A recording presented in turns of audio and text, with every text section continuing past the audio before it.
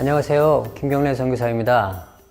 남부아프리카와 영국이라는 전혀 다른 땅에서 같은 해에 태어나 같은 날 순교한 두 명의 젊은 선교사들의 역사가 남아공에 있습니다. 그들은 개신교 최초의 남부아프리카 순교자들로 기록되어져 있습니다. 오늘은 그들의 삶을 소개하려고 합니다. 기독교 선교사들이 남부아프리카에 본격적으로 들어오기 시작한 때는 19세기 초였습니다. 당시 시대적 상황에 맞추어서 대부분의 선교사들이 선교 기지를 세우고 기독교 교육에 집중했습니다. 많은 원주민들은 백인 개척민들에 의해서 북부로 이동했으며 피난민처럼 거주지를 찾지 못해서 어려움을 겪는 사람들이 많이 있었습니다. 선교기지 사역은 그들을 위한 이상적인 사역 모델이었습니다.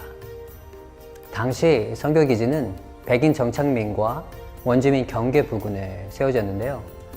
원주민들이 기독교 신앙을 받아들이는 곳이기도 하지만 서구의 선진 문물을 받아들인 장소이기도 했습니다.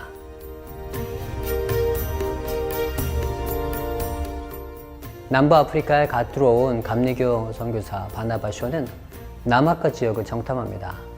그는 바나바쇼 선교사에게 남아카 부족을 위해서 사역해 줄 것을 요청합니다.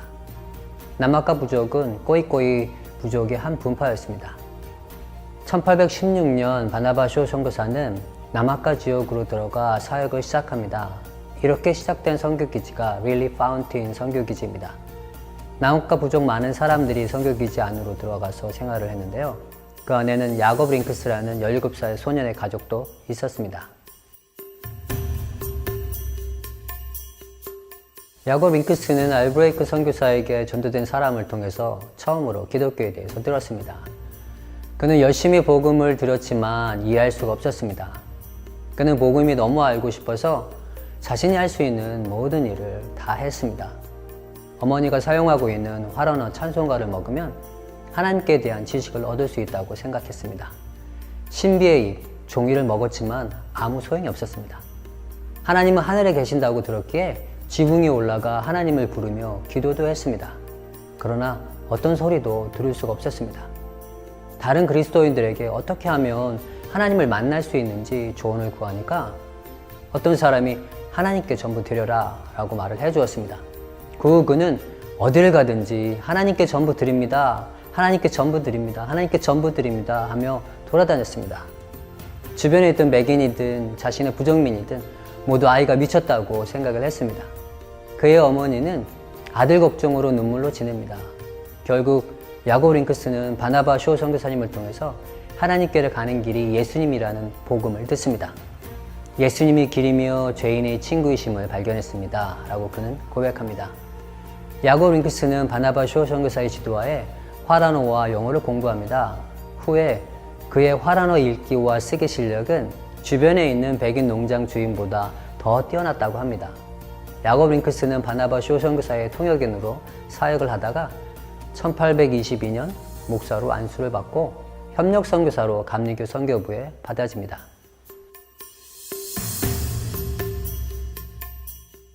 1824년 릴리 파운틴에 젊은 영국 선교사 한 사람이 요양차 방문합니다. 그의 이름은 윌리엄 트레펠입니다. 윌리엄 트레펠은 야곱 링크스가 태어난 1899년 영국에서 태어났습니다. 감리교 목사의 아들로 태어난 그는 18살에 하나님을 인격적으로 만나는 체험을 합니다. 탕자의 비유의 설교를 듣던 중 자신의 삶이 탕자와 같다는 것을 깨닫고는 눈물로 회개하며 자신의 전 삶을 하나님께 드리고 선교사로 헌신했습니다. 그는 마다가스카르로 가기를 원해서 프랑스어를 공부하며 준비했지만 마다가스카르로 가는 길은 열리지 않았고 남부아프리카로 향하는 문이 열려서 1822년 4월에 남아공에 도착합니다. 이곳저곳을 다니며 사역을 준비했지만 항상 마음은 마다가스카르로 향해 있었습니다. 그는 짐바브웨에 정탐을 할 기회가 있어서 그곳에서 여러 가지 사역을 하며 정탐을 하던 중 열병이 생겨서 4개월 동안 움직이지 못합니다. 그의 몸이 조금씩 회복되었을 때 짐바브웨에서 마다가스카르로 가는 배가 있다는 소식을 듣습니다. 기쁜 마음으로 배에 승선을 했는데 그 배 안에서 전염성 열병이 발생해서 13명의 선원이 병에 걸려 죽고 맙니다. 그는 몸이 좋지 않은 상태에도 불구하고 배 안에서 장례를 진행하고 병든 선원들을 정성스럽게 간호했습니다. 선장마저 열병으로 쓰러지자 배는 결국 마다가스카르가 아닌 케이프타운으로 돌려야 했습니다. 케이프타운에 도착했을 때 그의 몸 상태는 극도로 악화되어 있었습니다. 바나바쇼 선교사는 윌리엄 트래펠을 릴리 파운틴 선교기지로 불러드립니다. 1825년 1월 2일 릴리 파운틴 선교기지는 새해를 맞이하며 성찬신 예배를 드렸습니다. 그 예배에 요하네스 야거라는 새로운 그리스도인이 참석을 했는데 예배 중 그는 복음을 듣게 된 과정을 간증하면서 자신의 부족에게도 선교사를 보내달라고 요청을 합니다. 이처럼 그레이트 라마카랜드 지역의 많은 꼬이꼬이들이 성경교사를 요청하고 있었습니다. 바나바쇼와 야곱 윙크스 그리고 윌리엄 트래펠은 그레이트 라마카랜드를 위한 선교여행에 대해서 많은 시간에 걸쳐 이야기를 나누었습니다.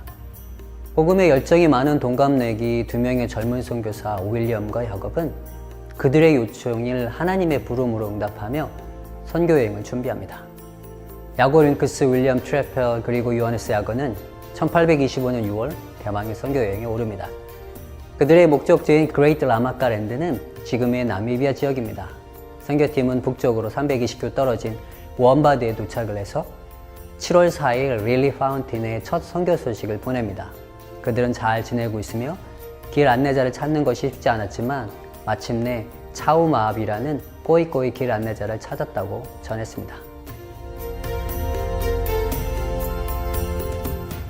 몇 달이 지났지만 선교팀으로부터 소식이 없어서 모두들 걱정하고 있었습니다. 10월 16일 바나바쇼는 선교팀이 순교했다는 끔찍한 소식을 받습니다.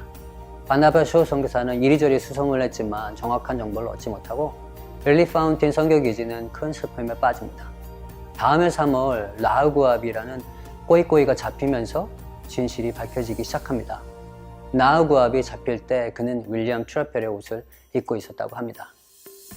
당시 사건을 자세히 조사했던 필만 네더링에 의하면 1825년 8월 9일 선교팀은 원바디에서 출발해서 북쪽 피시강으로 이동했습니다. 8월 11일 길 안내자인 차우마압은 나우구아비를 비롯한 몇몇 꼬이꼬이를 선교팀에 합류시킵니다. 그들은 이른 새벽에 3명의 선교사를 죽이고 그들의 물품을 강탈합니다. 그리고 그들의 시신을 버려두고는 달아나 버렸습니다. 정확한 소식을 접할 때는 이미 7개월이 지난 후라 그들의 시신을 수습하는 것이 쉽지 않았습니다. 선교팀 6월은 10년이 지난 1835년 수습되어서 안장되었습니다. 그들의 숭고한 순교는 헛되지 않아서 후에 원바드의 선교기지가 세워져 남미비아 지역의 꼬이꼬이를 위한 선교를 감당합니다.